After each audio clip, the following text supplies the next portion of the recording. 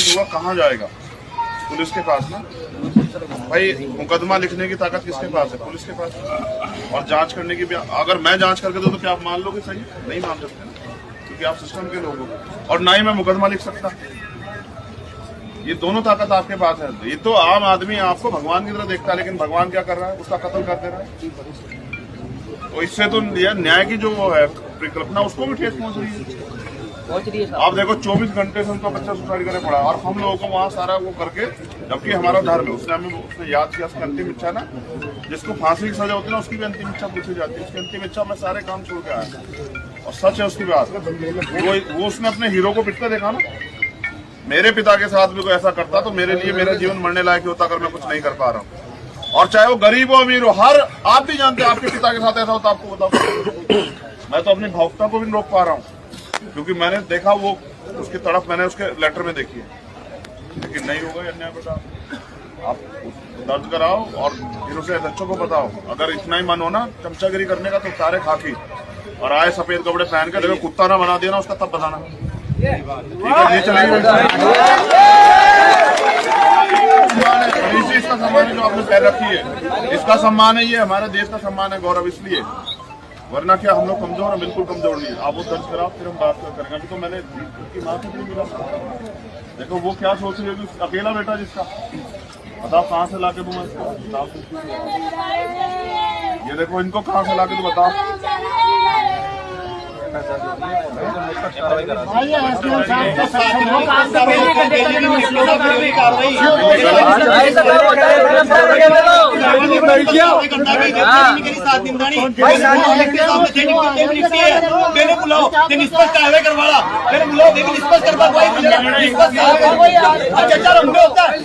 दबंगे घर जाके बैठते हैं, ये कौन सा निष्पक्ष चाहिए आपका? वो जावा अगला के नाम तो बड़ी करवा आपने अधिकारी से करा। भाई साहब मैंने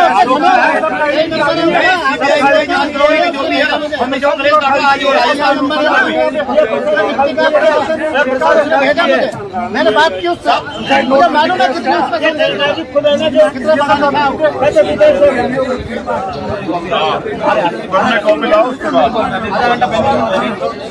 देखो भाई, मेरा आपसे ये निवेदन है, हाथ जोड़ दो, न्याय चाहिए ना।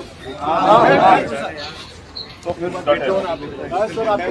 पहले एफआईआर कॉपी आएगी, उसके बाद सारी बात होगी। और एक चीज याद रखो, तुम तय करो तुम्हें ऐसे ही मरना है या फिर जो है अपने पैरों पे मरना तय करो। नहीं सर, ये कोई मौत ही नहीं है ना। मैं तो वो अगर मेरे आज जिंदा होता तो मैं उससे भी लड़ता। सही है। ये क्या किया उसने? हालातों के सामने ऐसे टूट के बैठोगे क्या? नहीं बैठेंगे, बिल्कुल नहीं। अभी बात होने तो जिम्मेदार से बैठो। और जिसको लगता है कि भाई मेरी फॉर्मेलिटी पूरी हो, घर जाना चाहता चला जाए। मैं किसी को बिल्कुल दबाव नहीं कर रहा हूँ, लेकिन जब तक मेरी माँ को, उस बहन को, उनके पिताजी को संतुष्टि नहीं होती, तब तक तो लड़ाई शुरू भी नहीं हुई। ठीक है, अभी तो इनको वो, अगर वो अच्छे अधिकारी हैं, मैं इनको क्यों कुछ कहूँ? इनका दोष थोड़ा ये भाई। देखो हम इनकी तरह नहीं कर सकते ना, जिसका दोष है उसी को करेंगे। लेकिन इनसे उम्मीद करते हैं कि वो न्याय करवाने में मदद करें। एसडीएम साहब भी खड़े, एफआईआर कॉपी मंगवाइए, पहले कॉपी लें, उसके बाद बाकी बात करें। एफआईआर और वो भी देखो, सुनिए ना, कितने ताकतवर है यहाँ के लोग। पीटते भी हैं, पिटाई भी लेते हैं, और देखो चैन से घर बैठे 24 घंटे। अगर मैं कड़वी बात कहूँ, भाई आप बैठे विधायक किसी और बिरादरी का होता ना, अब तक लटका दिया तो उसके घर के लोगों को भी। यार क्या मजाक कर रहे हो? क्या मैं झूठ कह रहा हूँ? बताओ। कोई ताकतवर व्यक्ति होता तो अब तो उसकी बच्चियों को, उसकी माँ को भी उठा लाते। ये आपका तमाशा देख रहे हैं लोग। तुम लोग अपने आप में खुश होते रहते हो राजस्थान के साथियों। हाँ देखो, ये बल है। हम अन्याय भी सह रहे हैं, फिर भी चुप है। तो मैं आपका इस अन्याय के खिलाफ, अगर आप चुप हैं कोई बात नहीं, लेकिन अब न्याय तक चुप नहीं रहना। बिल्कुल सर। अगर देखो, माँ भी तब दूध पिलाती जब बच्चा रो पड़ता है। अगर बच्चा ना रोए, माँ भी नहीं दूध पिलाती। बताओ पिलाती है क्या? तो लगता है सब ठीक है।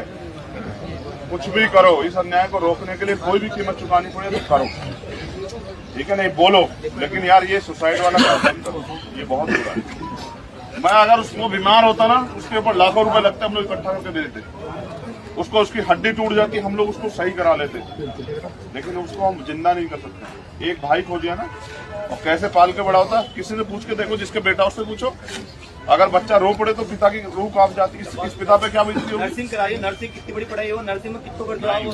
देखो वो पढ़ा लिखा था ना, इसलिए अपमान समझा। अगर अनपढ़ होता तो सोचता कि यार तो होता ही रहता हमारे साथ।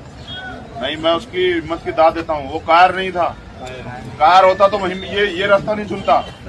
वो ताकतवर था, लेकिन वो इस अन्याय को सह नहीं पाया। उसे लगा कि यार ये नहीं। मैं आपको भी कह रहा हूँ, अभी आने दो एप्लीकेशन, अभी तो इनके आंसू जब तक नहीं पूछते तब तक नहीं। मैं तो यार रात से इतना परेशान हूँ कि समझ नहीं पा रहा हूँ कि उसको कितनी उम्मीद लगा के बैठा हुआ। आप लोगों से पता, वो मरने के बाद आपसे उम्मीद लगा रहा था, जब वो मरने जा रहा था कि भाई मेरे लोग जो आके मेरी लड़ाई लड़ेंगे, उसके पास आपके अलावा है क्या बताओ? तो नहीं, अभी तो लड़ाई संघर्ष शुरू हुआ और अंजाम तक लेके जाना, ठीक है। और चैन से बैठे रहो यार, कुछ नहीं होता। किसान एक साल बैठे रहे। देखो यार, मैं बहुत ताकतवर व्यक्ति हूँ, मौत से नहीं डरता, लेकिन इस अन्याय से डरता हूँ। अब मैं इनको क्या जवाब दूँ? आप बताओ, आपके पास जवाब हो तो आप बताओ। मेरे पास नहीं बन पा रहा, मैं उनको क्या जवाब दूँ? वो वही सोचते हैं कि हमारे लोग तो बहुत ताकतवर हैं, लेकिन देखो कहाँ है ताकत यार। तो इसलिए मैं आपसे क्या, मुझे बस इसी चीज से डर लगता है कि ये अन्याय बंद होना चाहिए। उसकी कोई कीमत, अगर जान भी कीमत है तो हम लोग देने के लिए तैयार हैं, लेकिन सरकारें जानती नहीं है। ठीक है, तो बैठे रहो, मैं उनसे बात कर लूँ, और जो यहाँ साथी बैठे हो अपनी बात सुनो। ऐसा मत करो कोई इधर चिल्लाए कोई उधर चिल्लाए, और एक रुक रहो। इन पे भरोसा करो, जो लोग यहाँ बैठे, तुम्हें भरोसा है इन लोगों पे, फिर बैठे रहो, फिर उनकी बात को सुनो। ऐसा मत करो। मैं तुम्हारे गुस्से की भी कदर करता हूँ। तुम्हें देखो, तुम्हें दर्द है तभी तो तुम यहाँ। अगर दर्द ना होता कौन आता, किसी का रिश्तेदार मिल जाता। तो इस दर्द को समझते हुए ताकत बनाते, ठीक है। बैठ जाओ, मैं उनसे बात करूँ उनकी। मैं तो देखो यार, बड़ी तकलीफ है, कैसे सामना करूँ? देखो मैं हिम्मत नहीं जुटा। बच्चे सबसे बड़ी याद आपकी टिकाई है हमारी, सबसे ज्यादा बच्चे की याद आपकी थी, हमारी याद आपकी ही है, जो भी है। तो मेरी आप सब लोगों से तैयार। मैं भी तो आप ही हूँ अकेला, मैं अकेला क्या करूँगा? अकेले चंद्रशेखर भाई, आप संघर्ष करो। मैं एक चीज और बता रहा हूँ, तालियां बजाने से, गालियां देने से कभी नहीं आने वाला। हाँ कर लो, आप कर लो। हम तो